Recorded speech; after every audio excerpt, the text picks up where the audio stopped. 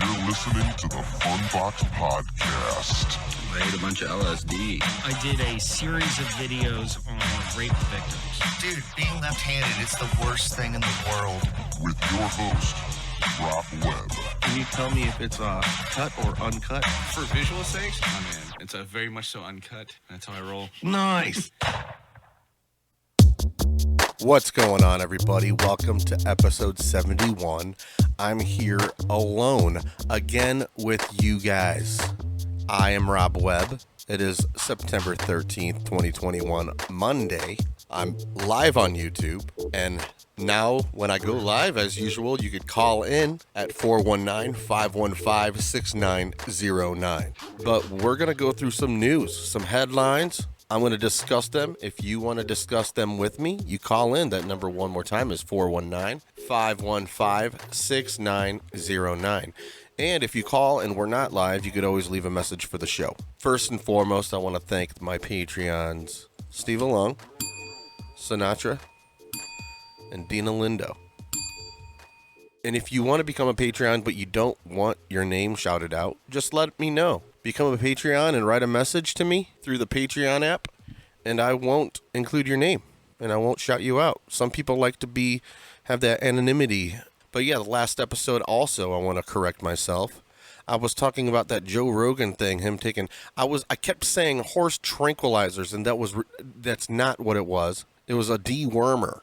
And I don't even know if that's right, but that's the word everybody was using. I don't know why I kept saying horse tranquilizer, because that's another thing I think people to get high or something. I don't know. Let's go through some news. You see I got something pulled up. I'm going through Yahoo. They have a really good news page, even though a lot of the headlines suck.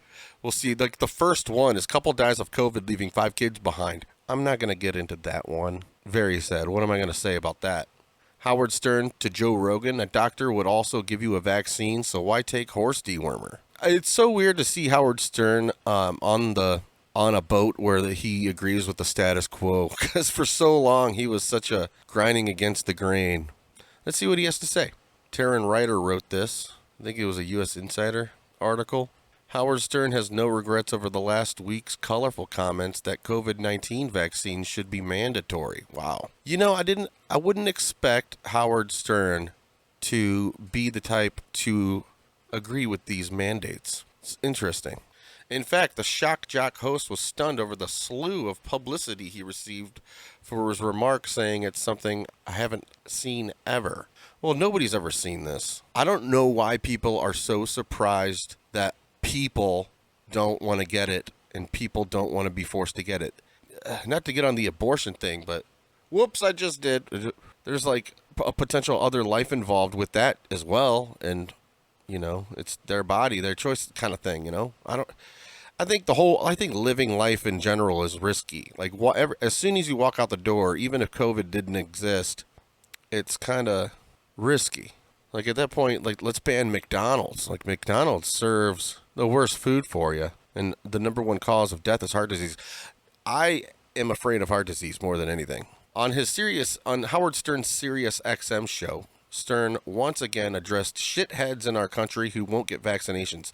He also took a shot at Joe Rogan for taking horse dewormer from a doctor instead of a cure. Yeah, that's old. Yeah, people keep talking about this. Nothing really to go over here. Everybody kind of knows what's going on. Howard Stern is against the dialogue of Joe Rogan's dialogue. He wants people to get vaccinated. He wants it to be mandated. There's some people that are immune compromised. There's some people that have natural immunity. It really blows my mind because I thought the vaccine was supposed to protect you. So if it's a weird paradox. It's a weird like double thing. Like it protects you so much that they want to mandate it. And it's protecting the protected against the unprotected. I mean, if you guys got any info on that, call in. I've been looking. I guess it could like form and get bigger. It could manifest into a bigger virus. We need to reach herd immunity by everybody getting vaccinated. The numbers don't. There's not enough people dying for me to cause like big alarm. I mean, there's people that are dying, but it doesn't seem like it's enough to mandate it on a federal level or any level at that point. But whatever. Rogan took all kinds of meds. I wish I had a good Rogan accent. Tell you what, Tim Dillon has a very good Rogan impression. Last, I'm going to end it with what Howard Stern. He is, let's do it. Howard Stern. This is like a Howard Stern voice right here. We're trapped in a country with imbeciles. Guess what? When we get COVID, we don't end up in the hospitals, so we don't overload the hospitals. So what did I say? We have no time for idiots in this country anymore. We don't want you. We want you to all either go to the hospital and stay home, die there with your COVID. Don't take the cure, but don't clog up our hospitals with your COVID when you finally get it. Stay home. Don't bother with science. It's too late. Go fuck yourself. We just don't have time for you. damn. I wish I had that damn the damn meme. The Friday damn with Ice Cube and what's his name? That's Rich. And if people are surprised by a blowback that he gets from that, then I don't know. Come on now. He's saying that unvaxxed people deserve death, apparently. Whatever, man. I don't have that kind of heart. I don't think that upon anybody. It's really strange. And there's a lot of people that would consider me a pretty extreme right-winger, and I'm not. I could get into some heated debates with some right-wingers. Just tell them you're against funding Israel and see what happens. Some neocons, some war hawks, and the DEA discussion. Oh, geez. Entertainment. Man explains theory of how Disney brainwashes guests at theme parks, not being dramatic. Kelsey Weekman, in the know. A theory that Disneyland brainwashes guests into buying food went viral on TikTok. User Hangry Blogger shared the conspiracy with his audience. He claimed smellitizers make the park smell like delicious food, and there's some truth to the claim. I thought everybody knew that that's what people do. Like Burger King with their Burger King has the fake smoke, flame broiled smell that it's everywhere. If there's a Burger King, you could smell that in a mile. There's like a mile radius where you could smell a Burger King. It'll be just like, I don't know, pumping up your tires or something, and then you just smell a flame broil Whopper. They do that on purpose. And the McDonald's, they're different. They like the fries. They push that fry smell out there. I'm pretty sure that's like a purpose thing they do. Did you know Disneyland actually brainwashes you every time you visit? A voice said in the video, which now has more than 5 million views. Oh, maybe this is the video. Did you know Disneyland actually brainwashes you every time you visit? What? So everyone loves Disneyland, right? It's the happiest place on earth. But have you ever walked by a building with a bunch of speakers on it, but no sound is coming out? Yeah, what is that? So that's what Disneyland calls smellitizers. And what they do is they shoot out a certain smell. What? I eat for people. Did you know Disneyland actually... All right, whatever. Did you know... Okay. Did you know Disneyland actually brainwashes you every time you visit? What? Wow, they don't really add these videos too well in these articles. Those speakers actually emit... Have you ever walked by a building with a bunch of speakers on it, but no sound is coming out? Those speakers actually emit certain aromas throughout the park. According to a June post from user Just the Nobodies, who created the original audio at Angry Blogger, shared candy shops, ice cream shops, popcorn stands, and rides all use smellitizers. In a 2017 interview with Fast Company, former Disneyland employee Jody Jean Dreyer said they used smellitizers to provide a complete experience. They didn't design them to brainwash you into buying churros. The patented machines just appeal to your emotions and enhance your experience. I mean, this is all... If you get into like marketing and stuff, there's a lot of little things and tricks and stuff to get people to buy their product. I mean, subliminal messaging. This is nothing new. We're a bunch of consumers. I see their bullshit, but I buy it, and I buy it anyway just because.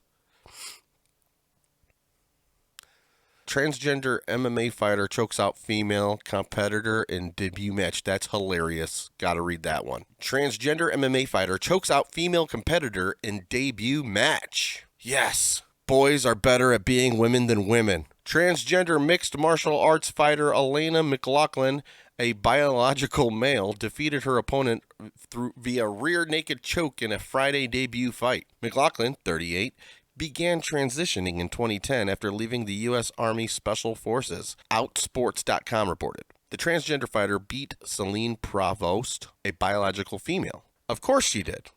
3 minutes and 32 seconds into the second round. Oh, it took 2 rounds? You pussy! McLaughlin began training in the sport a year ago and was cleared to compete against women by the Florida State Boxing Commission after a hormone level test. Transgender fighter Elena McLaughlin wins MMA debut. That still looks like a dude. Wow. Oh, it's not going to be, it's going to be just music. I want to pick up the mantle that Fallon put down, McLaughlin said in an interview, referring to the first transgender MMA fighter, Fallon Fox. Right now, we'll go like this. Right now, I'm following in Fallon's footsteps. I'm just another step along the way, and it's my great hope that there's more to follow behind me. McLaughlin wore a shirt after the fight that read, "End transgenocide."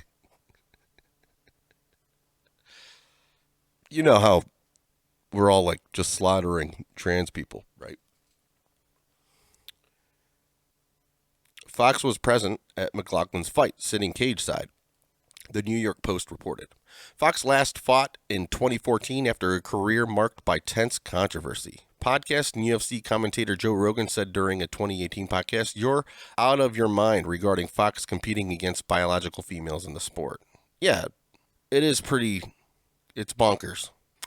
There's a lot of people that are saying that gender is a social construct, and I'm like, yeah, it is. It kind of, but isn't everything a social construct at one point? But what I'm thinking is I'm kind of confused about it. People are saying that are they saying that girls want to be princesses because the society is constructed to make them feel that way? Because there's a lot of boys and girls that are born that naturally just gravitate to these feminine or masculine things. Like, you could be a feminine dude, and that's fine, and like feminine things. Or you could be a masculine girl. They call them tomboys, and they like playing football and getting in the mud. It doesn't mean, it's not a bad thing. It doesn't mean you're a boy. It just means you like to get dirty with the dudes. But yeah, isn't everything a social construct? Anything can be. Being a mechanic is a social construct. Paying taxes is a social construct. I would say that's a coercion, but whatever. But just because if you were born a girl and your parents decided to make your room pink, I don't think that's going to force you. It obviously isn't forcing anybody to act like a girl. But if you want to, and if you're born a boy and you want to wear a dress, then you're just a boy in a dress. I don't see anything wrong with that. I just don't understand it. I don't understand any of it. Like, I've said this before. I'm 37. The older I get, the more Archie Bunker I feel. The world just, you get lost in the everyday grind of paying bills and doing what you got to do and personal responsibilities, that the world seems to keep going and doing things that you just don't understand. And that's just what's going to happen. People just need to accept it. I'm going to have to die before I understand it. I mean, I don't really care to understand it, and it doesn't matter to me. I respect everybody. I don't care what you do. I do think it's if you actually do think you're a girl and you get your penis surgically removed, I think that's weird. I'm not going to say that to your face, but I think you definitely probably have like some kind of mental disorder, and I'm going to respect you. I'm going to have a lot of sympathy for you, because that would be like me disrespecting a Down syndrome kid. Like, I ain't gonna go to a Down syndrome kid and go, "You do know you have Down syndrome, right?" Just to let you know. Like, I don't think you're an actual real, like, smart, intelligent person. I want you to know that you have Down syndrome. Like, I would never do that. Just like I would never go to a trans person and be like, "You do know you're a dude, right?" Or "You do know you're a woman, right?" No. What I do is I'm letting you know, and whoever's listening to this, I'm playing along with their fantasy. That's what I'm doing, because that's what makes them happy. But I know that they're not really a woman. Just saying. Like, everything's cool. How about we just play along with these people? I mean, that's what we're doing, right? We're just playing.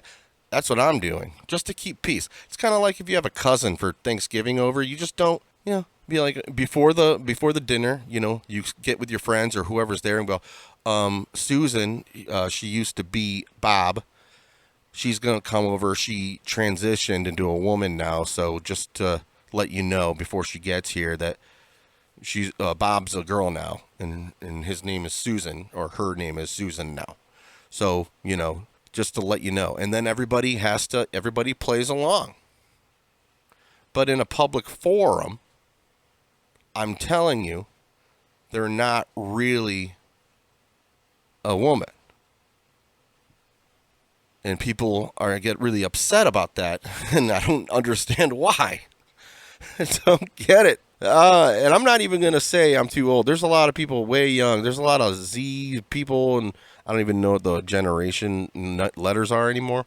Zennials, Zs. I'm so out of touch that I'm sure there's a lot of young people, though, that feel the same way. Just be nice to them, but letting you know they're still a dude. That girl in that fight, still a dude. I mean, come on, guys.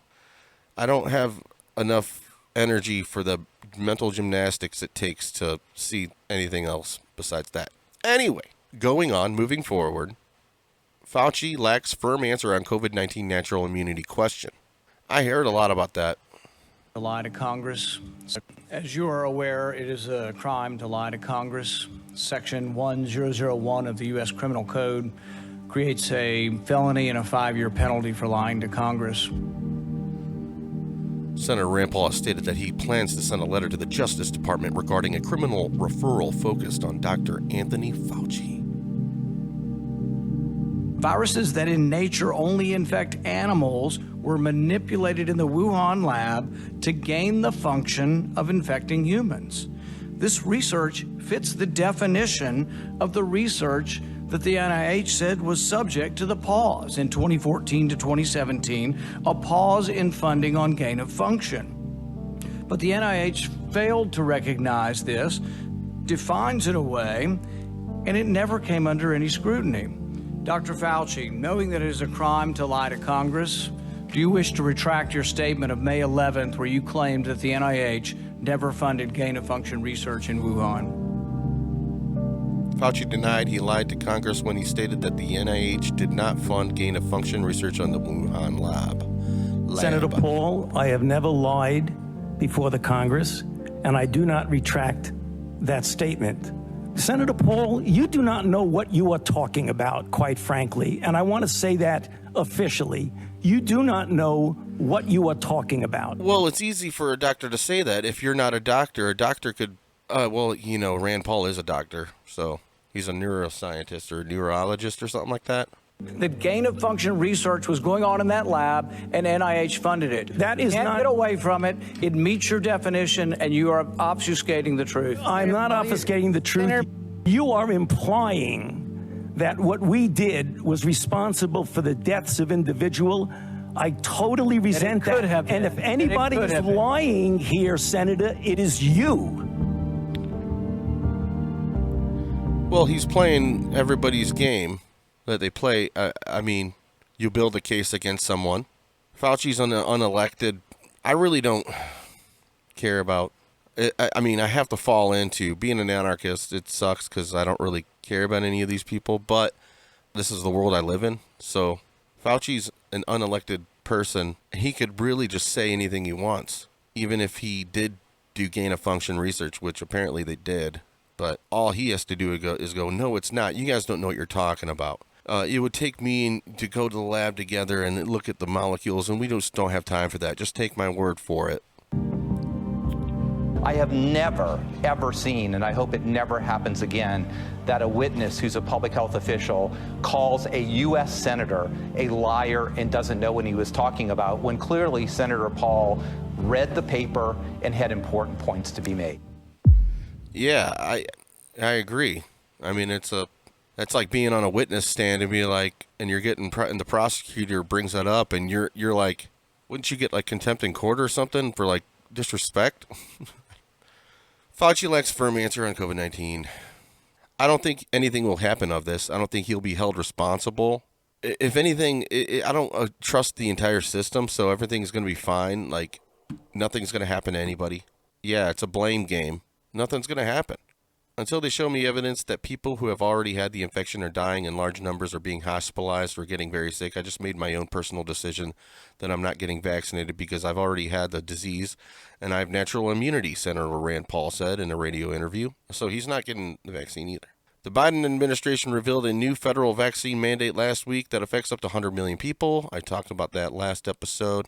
I don't agree with it. I don't think the stats none of the stats and the data that they gave you about the COVID deaths, the immunities, there's to put it lightly, and I hate to say this, not enough people are dying for me to think that mandates are reasonable. Just saying. Unless it gets to that bring out your dead and there's like burning bodies in the street, like Black Plague style. I wouldn't want it to get to that point. And that's the whole point people are trying to make. It's like, we don't want it to get there. It's like, still more people are dying of heart disease, guys. Let's focus on good health. It's funny. I hate to say it's funny, but that, for lack of a better term, it's funny to hear people go, so-and-so died. I'm sorry, but if you say like my 90-year-old grandma died of COVID, I'm going to be like, man, a strong wind would have killed your grandma. But she was healthy. She did CrossFit and stuff. I'm like, still, she's 90. I don't know what else to say, man. People are lucky to live that long. I probably won't live that long. I'm prone to heart disease, diabetes. Man, I have a heart murmur already. A lot of vaccine talk. The reason for all the vaccine talk is because it does develop every day. Every day something new comes up. And there's 50 states that have their own government, and they have their own mandates, their own laws. So it's interesting to see what each state does. So whenever something federal happens like that, it's kind of like takes your breath away. Like, whoa, ooh, oh yeah, this shit. A YouTuber with 500,000 subscribers has deleted her channel after backlash for telling her 9-year-old son to pose for a thumbnail as he cried. She told Insider her YouTube and Instagram accounts had been deactivated since the clip went viral. Cheyenne said she'd gone offline to prioritize her son's health and well-being. And YouTuber Jordan Cheyenne faced backlash for telling her crying son to pose for a video for a thumbnail. The influencer Jordan Cheyenne has taken down her YouTube channel and Instagram account for the health and well-being of her 9-year-old son in the wake of backlash against a recent vlog that showed her pressuring him to pose for a video thumbnail. Cheyenne, whose YouTube channel had over 500,000 subscribers and is an online personality in California who often vlogs about fitness, lifestyle, and life as a single parent. On Wednesday, footage from a vlog went viral in the video, which was about the family's new puppy being sick. Cheyenne can be seen telling her son to pose for the camera as he cried. Cheyenne deleted the vlog, but the footage was re-uploaded on various social media platforms and caused widespread outrage. Put your head right here. Pray for us. We appreciate it. I love you guys. Come here. Come closer for the video. Come closer. Come closer. Come closer. Put your head right here. Come closer. Closer down. Put your head down here. Act like you're crying really quick. I am crying. Go like this. No, Mom, I'm actually seriously crying. No, I know, but go like this. It's like watching a car accident. For the video. Go like this. Put one hand up. Go like this. No, go like this. Put your hand like this. But let them see your mouth. Let them see your mouth. I don't know. Then again, there's some people that would watch this channel and feel the same way. It's like watching a car accident. No, Mom, I'm actually crying. Look at me. Look at me. Look at me. Look at me. Look at me. I'm actually crying. I know. Look at me. Look at me. Look at the camera. Look at the camera.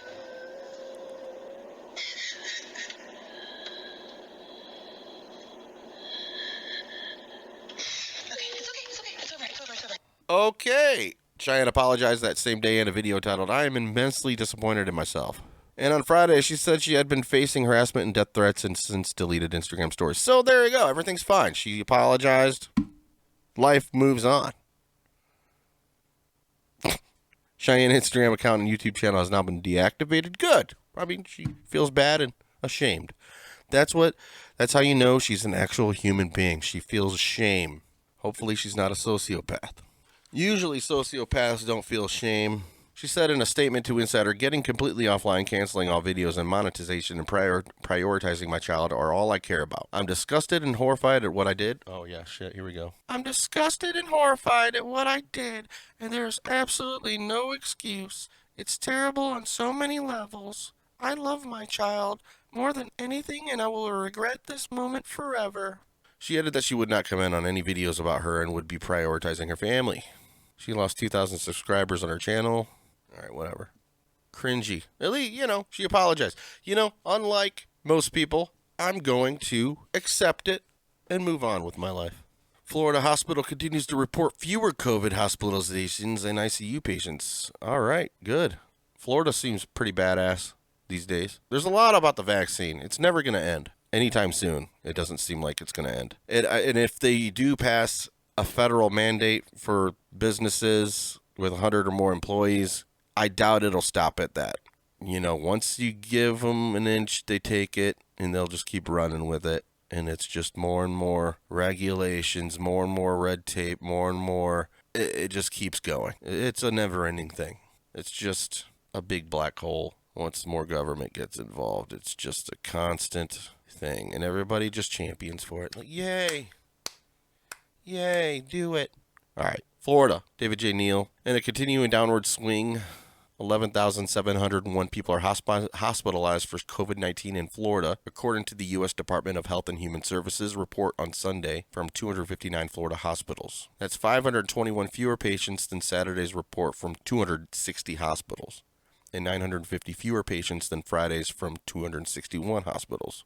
In Sunday's report, COVID-19 patients take up to 20.06% of all inpatient hospital beds compared to 20.75% in the previous day's reporting hospitals. Of the people hospitalized in Florida, 2,828 people were in intensive care unit beds, a decrease of 57 for the second consecutive day. That represents 43.22% of the ICU hospital beds at the 259 hospitals reporting data, compared to 43.58% the previous day. What's not clear is if these continued decreases are because this COVID-19 wave is ebbing or because some of the people in the recent hospitalization spike are now part of the death toll reported over the last 2 weeks. During the latest wave of the pandemic, the Centers for Disease Control and Prevention hasn't been reporting case or death counts on Sunday. Lately, death counts have been reported for Florida and clumps on Monday and Thursdays. Sunday's Miami-Dade report says hospitals have 921 COVID-19 patients on Saturday, 20 fewer than the previous day's report. There were 76 patients discharged and 68 new COVID patients, the fewest new patients in weeks. Of the 68 new patients, 57 of them, 83.8%, aren't fully vaccinated. Intensive care unit patients also dipped a blink down to 263. 55% are vaccinated in Florida. It's really crazy, though, like how celebrities can just almost don't care about them and wish they died because they don't want to get it. Really strange. A lot of vaccinated stuff, man. It's never ending. Celebrity. Denise Richards' daughter alleges abusive household as source defends actresses normal. Charlie Sheen and Denise Richards' daughter, Sammy, calls mom's house abusive. This is like, it's kind of like the tabloids. And most times when I walk past the tabloids in the supermarket, I want to light them on fire. 57% of vaccinated COVID-19 patients hospitalized. Blah, blah, blah, blah. A lot of COVID talk, guys. Lots and lots of COVID talk. Celebrity. Jeff Bridges says his cancer is in remission. Oh, he has cancer. Oh, it's in remission. And he contracted COVID during chemo treatments. Boo. Style. Topless breast cancer survivor Erica Hart hits Nyfw Runway. Beth Greenfield, senior editor. Ensuring that New York Fashion Week 2021 went out with a bang, sexuality educator, activist, and breast cancer survivor Erica Hart made a powerful statement on Sunday, modeling a red one-piece swimsuit on a beach runway and pulling the top down to expose her post-mastectomy scars and reconstructed breasts as she walked. I see breasts in a whole new light now. You know, because I don't have a problem with it because it's the nipple, I think, that's like nudity, right? As long as the nipple is covered, it's not nudity. Hart, who modeled on the last day of the New York Fashion Week and is known for proudly bearing her scars. Whether at Afro-punk fashion shows, she's done several others, or in magazines, captured the moment in an empowering Instagram post, noting in the caption, "They say a picture is worth 1,000 words, but it's worth a little more or less depending on how you look." There she is. I mean, you know.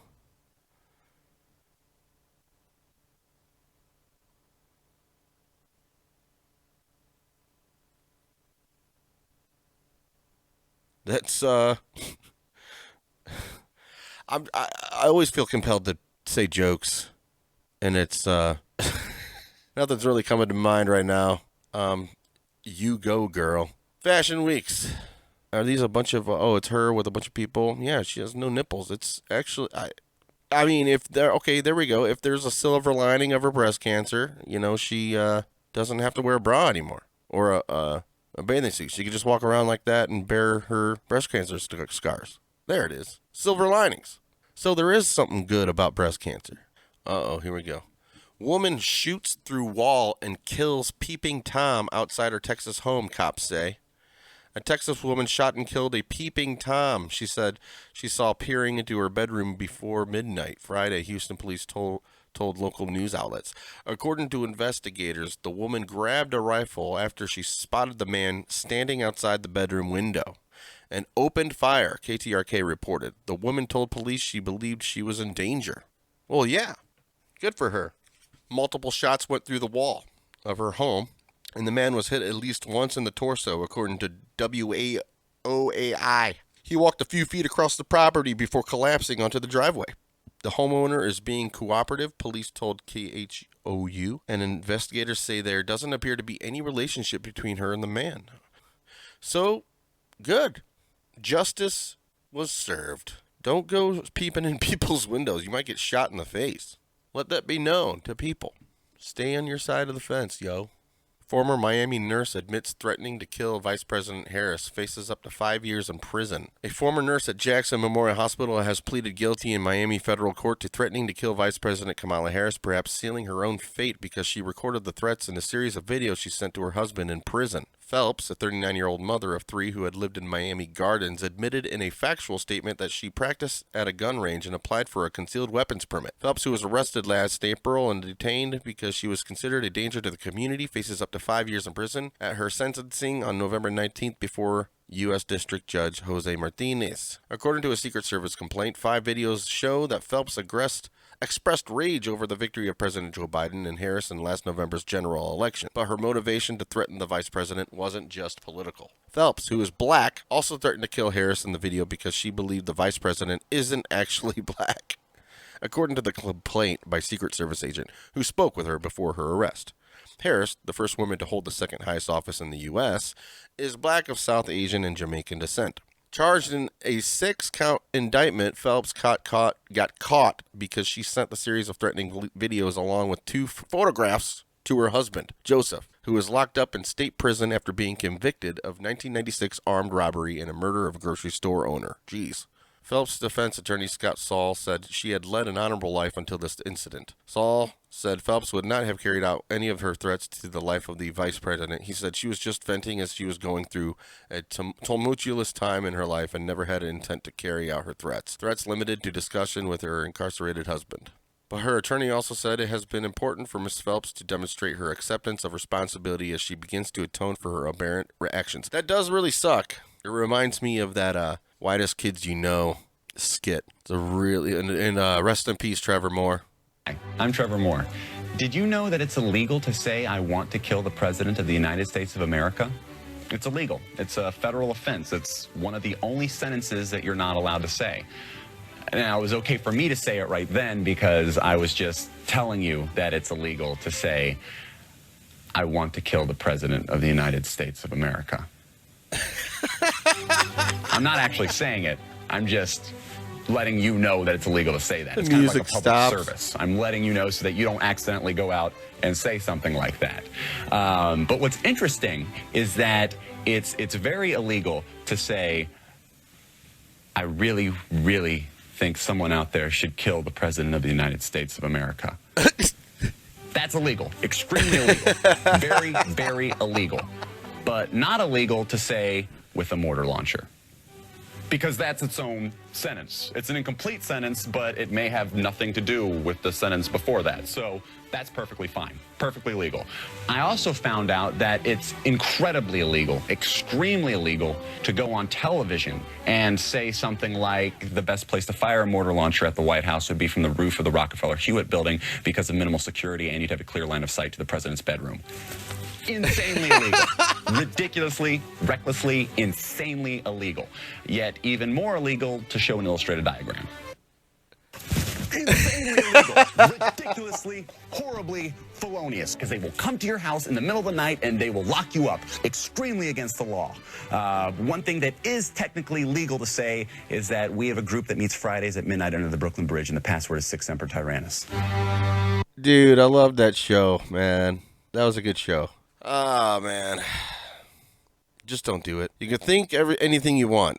Everybody has the ability to just think things. Just don't say them out loud. But yeah, guys, I just hit the bottom. A lot of bad news, a lot of sad news, a lot of COVID news. And my shirt is white as fuck. Yeah, if you're watching on YouTube, it's the brightest white shirt ever. I look like how they portray dead people in the movies. I'm like Babe Ruth or something that comes and visits you in your dream. Legends are never forgotten, kid. Heroes last forever, but legends never die. Heroes are remembered, but legends never die, or something like that. Yeah. Sandlot, guys. Sandlot. Get hip. You dig?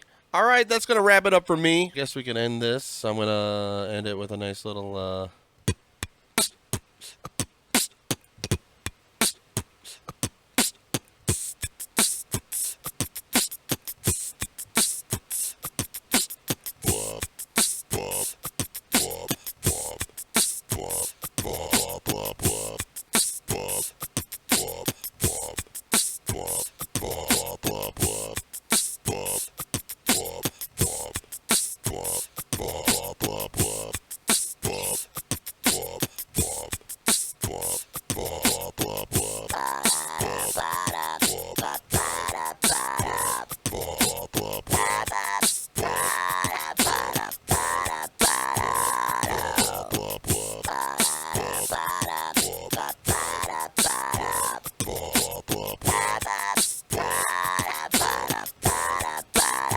This is the fun box signing out.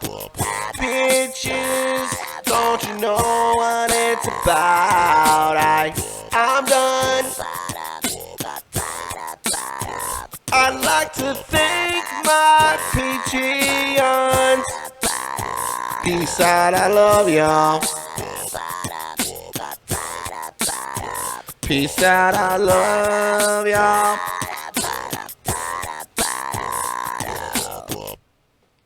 Peace out.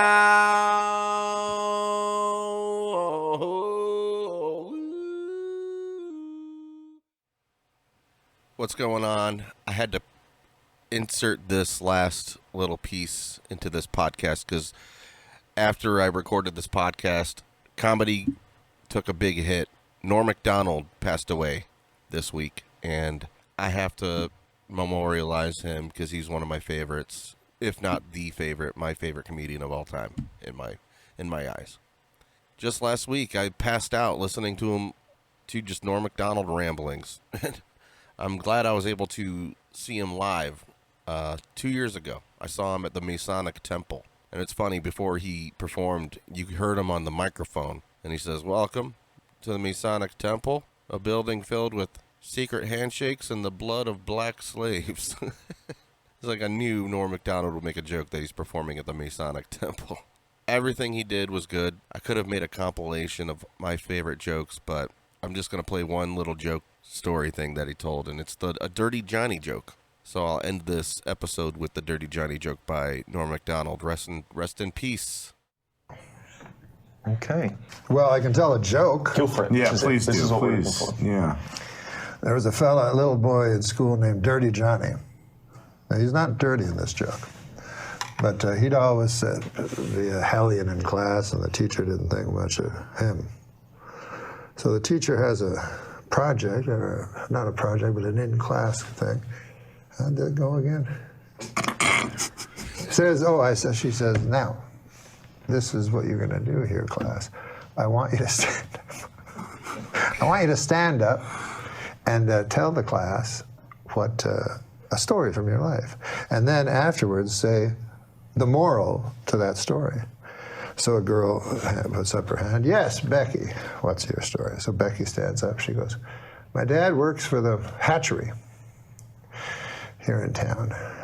And what happens was he got about 15 eggs, and he put them all in one basket, all in the same basket. So he put all his eggs in one basket. And he put it on the horse and buggy and drove back home. And by God, Becky says, the bouncing and all the eggs broke. Well, That's a good story, the teacher says, but what would the moral be to that? Becky says, well, the moral is, don't put all your eggs into one basket. But goddamn, says the teacher, that's a good one. Anybody else? Marjorie puts up her hand. Marjorie, what's your story? She says, well, my dad worked for the hatchery, as most, all of us. Thank God for the hatchery. She says, or we'd all be lost. But anyways, my dad knows that eggs become chickens. And so he was counting his chickens, and he added in the eggs, you see. And then he put them on a horse and buggy to go to town, and they all broke. Well, what's the lesson to that? The teacher says. She can't understand. And she says, well, don't count your chickens before they hatch out of an egg. So the teacher says, that's a great one, too. Anybody else? Well, wouldn't you know, Dirty Johnny has his hand up. So the teacher's like, holy God, I don't want it. But on the other hand, I made an oath to every child, should I suppose I gotta. All right, Dirty Johnny, what do you have to say? Johnny stands up. The story's about my Uncle Terry. He never worked at the hatchery on account he was in Vietnam, and he got disability. He don't even like people work at the hatchery. But the story happened far from these shores, in a little town called Da Nang. Terry was not well liked. His whole troop left him, abandoned. And he woke up in the weeds, and all they left him with was 3 bottles of Jack Daniels, some weapons. Terry stood up and downed 1 bottle right away. Said, if I'm going out, I'm going out. And he took his Balishnikov and a couple of Glocks and his 2 bottles, and away he went. He found a town. And he didn't know if it was Charlie or if it was one he was sent to protect. But all he knew was he had hate in his gut. So he started firing. And he fired the Kalashnikov with an arcing kind of, like a farmer would with hay, with a scythe. And sure enough, the men fell like hay before him. And then the women, and by God, I'm ashamed to say it, but then the children. And finally, all was left was Uncle Terry standing in the mud and the blood and the glory. And he touched his pants, and it was wet, and he said he was ashamed. He felt shame, Uncle Terry, for he'd pissed himself. Well, he touched it again. It was not urine at all, but ejaculate. And Uncle Terry felt pride where shame once was. And the teacher's like, good Christ, what kind of a story is that? What the hell is the moral to that? Well, he says, when Uncle Terry's been drinking, you don't fuck with him.